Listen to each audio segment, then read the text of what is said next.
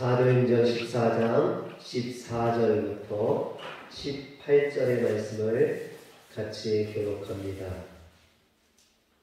두 사도 바나바와 바울이 듣고 옷을 찢고 무리 가운데 뛰어들어가서 소리질러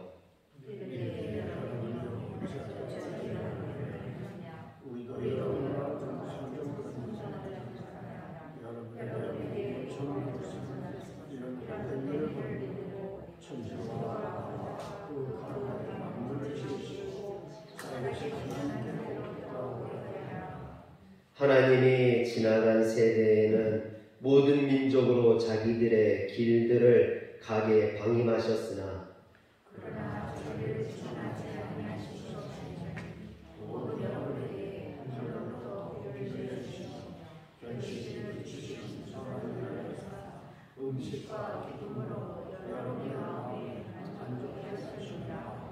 이렇게 말하여 겨우 우리를 말려 자기들에게 제사를 못하게 하니라. 아멘. 할렐루야. 길거리에서 말씀을 전하던 사도 바울은 루스드라의 선천성 하반신 마비자에게 지금 당장 일어나 걸으라 라고 말했습니다. 그러자 거짓말처럼 태어나면서부터 한 번도 일어나 걸어본 적이 없는 이 선천성 하반신 마비자가 일어나 걷는 기적이 일어났습니다. 이것을 목격한 루스드라 사람들은 깜짝 놀라서 신들이 사람의 형상을 하고 내려왔다라고 소리 지르고 바나바와 바울에게 제사를 드리려 했습니다. 그러자 바울과 바나바는 자신들의 옷을 찢으며 우리도 여러분과 같은 성정을 가진 사람이라고 말했습니다. 여기서 같은 성정을 가진 사람이라는 뜻은 똑같은 것을 겪은 사람이라는 뜻이에요. 여러분, 바울과 바나바가 특별한 사람이 아니라는 거예요.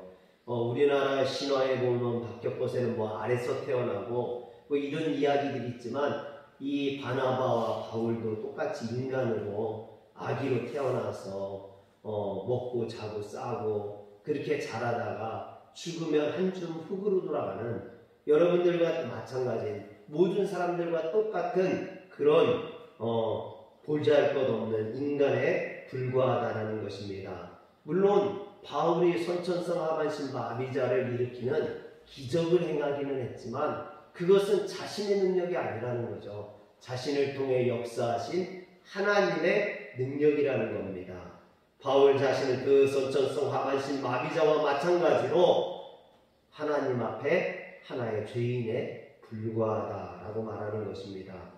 그러므로 인간이 자신을 지으신 그 하나님을 경배하지 않고 자신과 똑같은 그 죄악된 인간을 경배하고 제사하는 것은 이것은 있어서는 안 되는 일이라는 거죠. 있을 수 없는 일이라는 것입니다.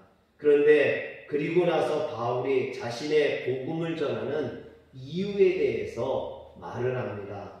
15절에 보면 뭐라고 이야기하냐면 여러분에게 복음을 전하는 것은 이런 헛된 일을 버리고 천지와 바다와 그 가운데 만물을 지으시고 살아계신 하나님께로 돌아오게 하려 함이라 그랬습니다. 여기서 오늘 우리가 주목해서 봐야 하는 것은 헛된 일을 버리고 라는 말입니다. 오늘 우리가 버려야 될 헛된 일, 도대체 우리가 버려야 될 그 헛된 일이 무엇이겠느냐라는 것이죠. 오늘은 그것을 찾아보면서 함께 은혜를 나누고자 합니다.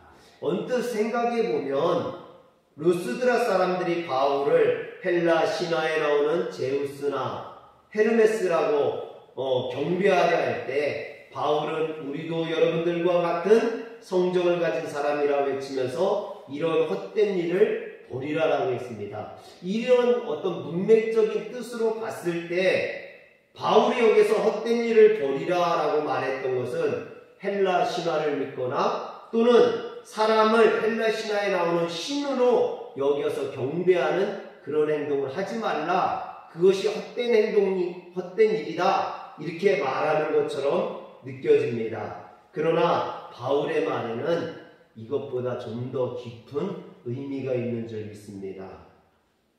바울은 자신을 섬기려는 루스드라 사람들을 만류하고 천지와 바다와 그 가운데 만물을 지으시고 살아계신 하나님께 돌아오라고 말하면서 16절에 보니까 하나님이 지나간 세대에는 모든 민족으로 자기들의 길들을 가게 방임하셨으나 라고 말했습니다. 하나님께서 하나님의 말씀이 전해지기 전까지는 모든 인간이 자기 판단을 쫓아 사는 것을 방임하셨다라는 말입니다. 여기서 방임하다라고 번역된 헬라어는 에아오라는 말인데 이는 묵인하다 또는 용납하다, 허용하다라는 뜻이에요. 그러니까 즉 하나님의 말씀이 전해지기 전에 하나님을 알지 못하던 사람들이 자기 뜻대로 자기 마음대로 사는 것을 죄악을 지며 사는 것을 하나님께서 방임하셨다, 묵인하셨다, 용납하셨다, 허용하셨다 이런 뜻이 되는 거죠. 여러분 그런데 그렇게 생각을 하면 그러면은 하나님의 복음이 증거되기 전에 사람들은 죄를 지어도 용서받는 건가? 이런 생각이 들 수 있어요. 그러나 그것은 아닙니다. 여기서 방임하셨다고 그들을 용서하신다는 의미는 아닙니다. 하나님의 말씀이 전해지기 전까지 하나님을 알지 못하고 죄를 짓는 사람들에 대해서는 하나님의 심판이 유보되었다라는 거죠. 하나님의 복음이 증거되어질 때까지 유보되어진 거지 그들을 용서하신다거나 그들의 죄를 묻지 아니하신다 이런 뜻은 아닙니다. 뿐만 아니라 17절에 보면 그러나 자기를 증언하지 아니하신 것이 아니니 했습니다. 하나님께서 특별 계신 하나님의 말씀이 전해지기 전까지 하나님을 몰랐느냐? 그렇지 않다는 거죠. 특별 계시기 전에 하나님께서 일반 계시를 주셨다라는 거죠.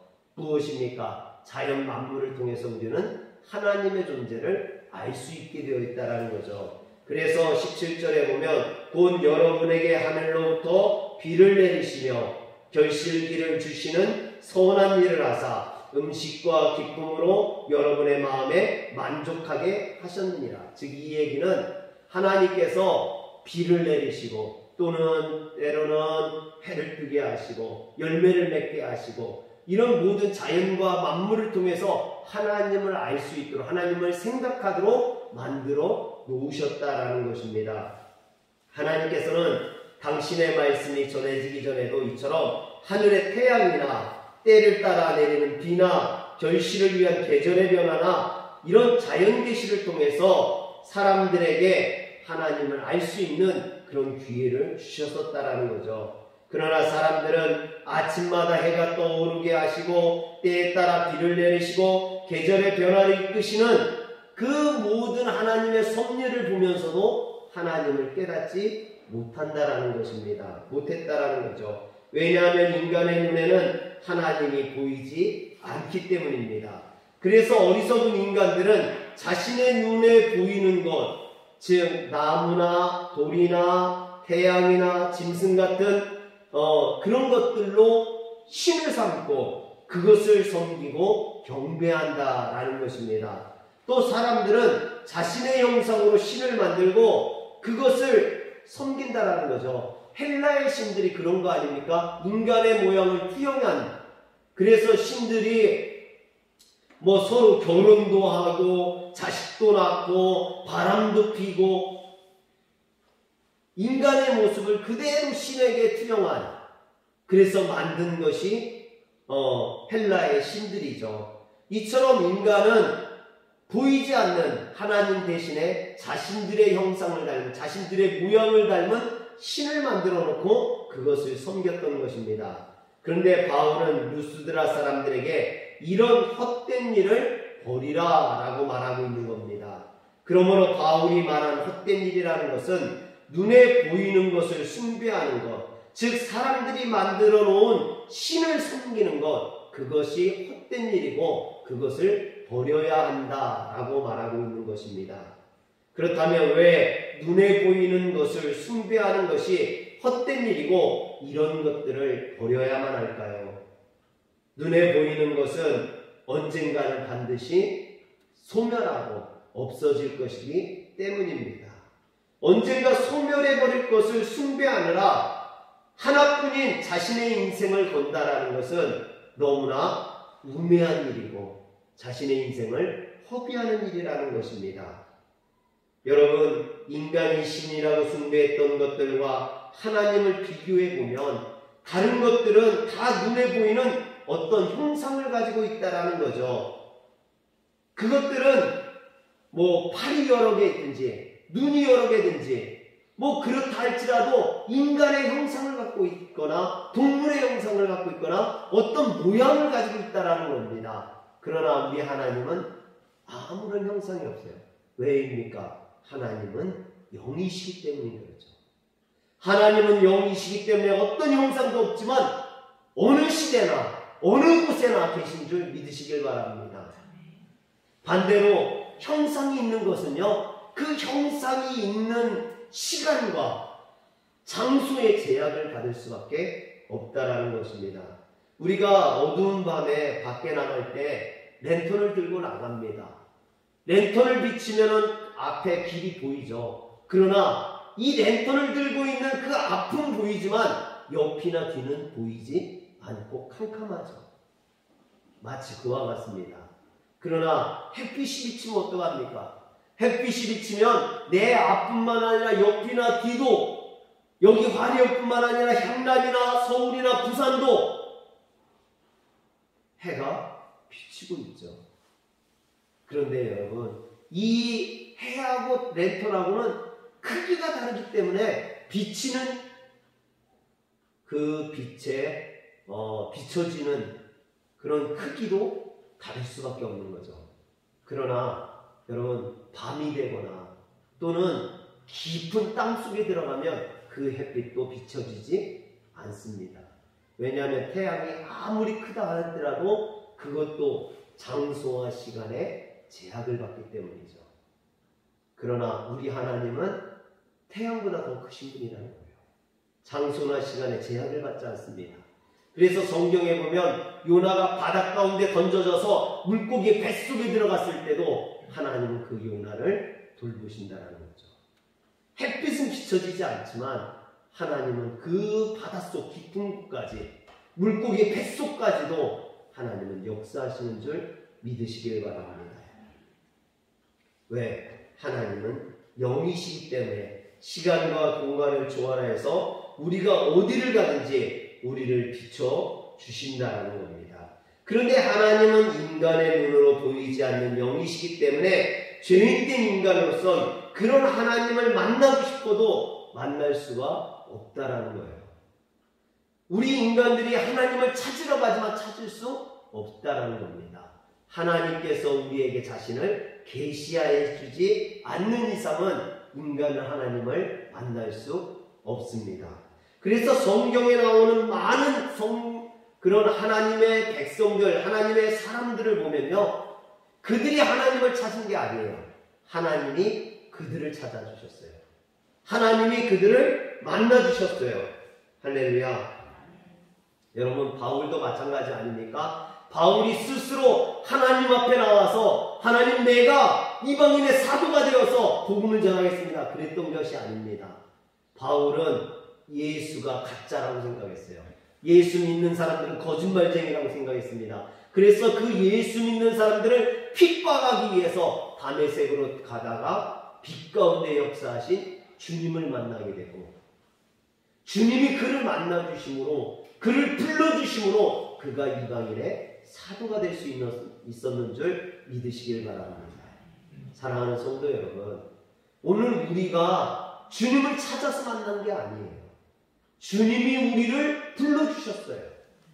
주님의 백성으로, 주님의 전으로, 오늘 이 자리로 주님께서 나를 인도해 주셨는 줄 믿으시길 바랍니다. 우리는 그것을 감사할 수 있어야 됩니다. 그 깊으신 하나님의 뜻을 깨달을 수 있어야 돼요. 그게 사명이에요. 그게 소명입니다. 그 사명과 소명을 깨닫고 그 사명과 소명에 따라서 내가 충성하는 삶을 사는 것, 그것이 성도의 삶인 줄 믿으시길 바랍니다. 그래서 지금 루스드라 사람들에게도 그들이 눈에 보이는 사람이나 어떤 신상을 섬기려 하지 말고 영이신 하나님, 천지 만물을 창조하시고 태양과 비와 풍족한 결실을 주시는 그 하나님만을 참 하나님으로 알고 믿어야 된다. 그 하나님을 소개하고 그 하나님을 믿으라고 권면하고 있는 겁니다. 사랑하는 성도 여러분, 사람들은 자꾸만 자신의 눈에 보이는 것을 믿으려고 하는, 그것을 믿어야 되는 유혹에 빠지기 쉽습니다. 그래서 이스라엘 백성들이 하나님께서 보내신 모세의 인도를 따라서 애굽에서 나와서 시내산에 이르렀을 때, 모세가 시내산에 하나님의 율법을 받으러 올라갔을 때 그들이 무슨 짓을 합니까? 금으로다가 송아지 신상을 만들었고 그것이 자신들을 인도한 하나님이라고 이야기합니다. 여러분, 사람들은 자꾸만 눈에 보이는 것을 만들고 싶은 유혹에 빠진다는 거죠. 어쩌면 아담과 하와가 선악과를 따먹을 때 뱀의 유혹을 받은 이후로 인간은 늘 그런 어떤 눈에 보이는 것을 취하고 싶은 유혹에 빠지는 그런 유혹에 시달리는지도 모릅니다. 그래서 이스라엘 백성들은 가나안 땅에 들어가서도 눈에 보이지 않는 하나님보다 눈에 보이는 가나안의 우상을 섬기다가 하나님의 심판을 받았습니다. 이처럼 눈에 보이지 않는 하나님을 믿어야 될 하나님의 백성들이 자꾸만 눈에 보이는 세상의 것들의 유혹을 받고 그것들을 섬기다가 심판받고 멸망받는다는 거죠. 이것은 출애굽 때만 있었던 일이 아니에요. 이것은 이스라엘 백성들에게만 있는 게 아닙니다. 오늘 우리도 마찬가지라는 거예요. 오늘 우리도 하나님은 눈에 보이지 않습니다. 하나님은 분명히 계심에도 불구하고 우리들이 잘 느끼지 못합니다. 그래서 자꾸만 눈에 보이는 것에 빠지는 거예요. 물질이라든지 다른 권력이라든지 부라든지 자꾸만 다른 것들에 우리의 시선을 빼앗기고 유혹받고 그것에 넘어가는 겁니다. 사랑하는 성도 여러분, 눈에 보이는 것을 믿는 것은 절대 참 믿음이 아닙니다. 눈에 보이는 것은 반드시 소멸하게 되어 있습니다. 그러므로 눈에 보이는 것을 따르는 것은 어리석은 삶입니다. 그래서 사도 바울은 루스드라 사람들에게 이런 헛된 일을 버리라 라고 말했던 것이죠. 여러분, 찬송가 387장에 보면 멀리 멀리 갔더니 라는 찬송이 있습니다. 주님을 떠난 삶의 처량함과 곤고함 그리고 괴로움을 노래하는 찬양입니다. 멀리 멀리 갔더니 처량하고 고나며 슬프고 또 외로워 정처없이 다니니 예수 예수 내 주여 지금 내게 오셔서 떠나가지 마시고 길이 함께 하소. 다같이 합니다. 2절 예수 예수 내 주여 마음 아파올 때에 눈물 씻어주시고 나를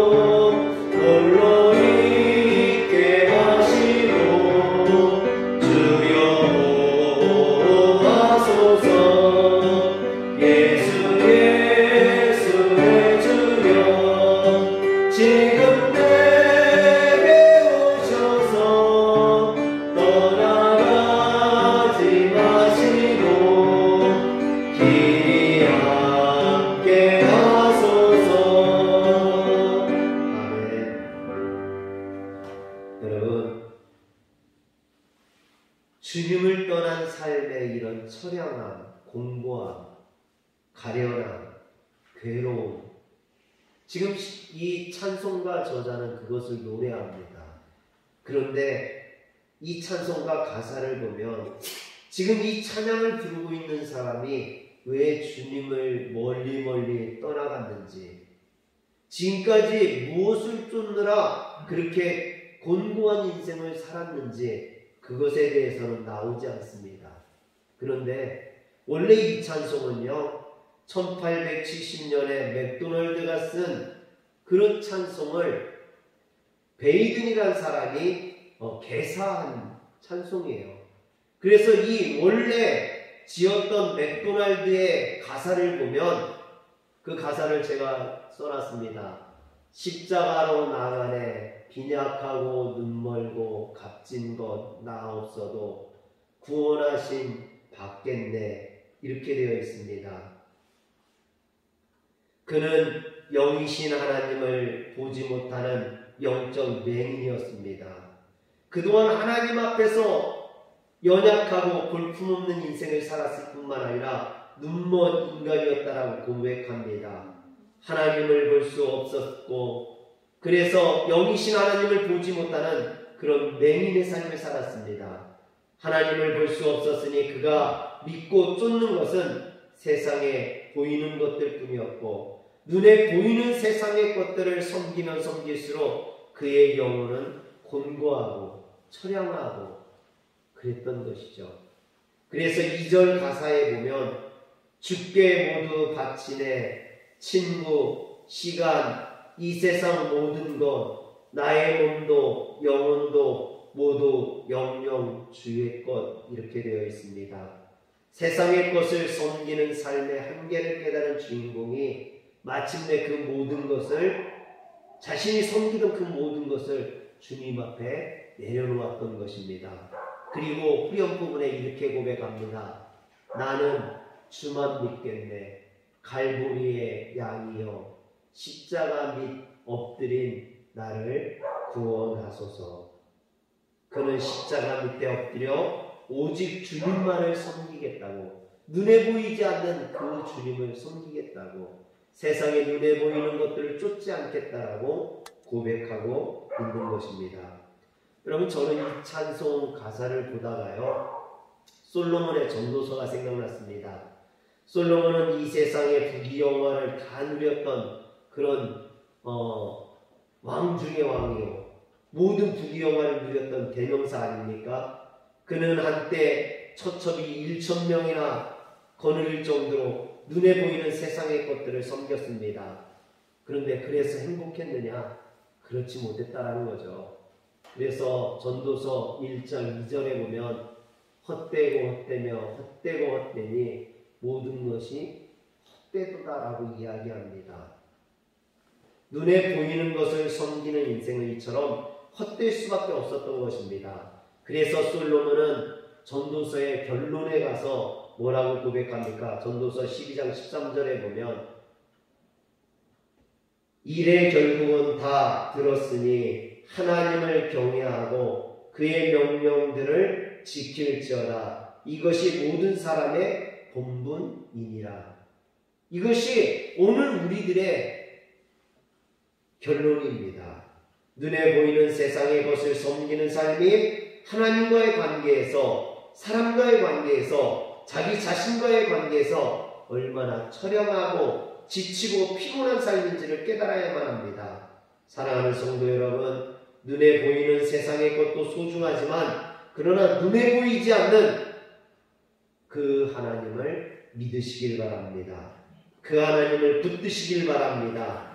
그 하나님으로 여러분들의 삶의 목적을 삼으시길 주의 이름으로 축원합니다. 그래서 바울은 고린도후서 4장 18절에 우리가 주목하는 것은 보이는 것이 아니요 보이지 않는 것이니 보이는 것은 잠깐이요 보이지 않는 것은 영원함이라 했습니다. 보이지 않는 영원하신 하나님을 붙드는 성도들 되시길 주의 이름으로 축원합니다. 기도하겠습니다.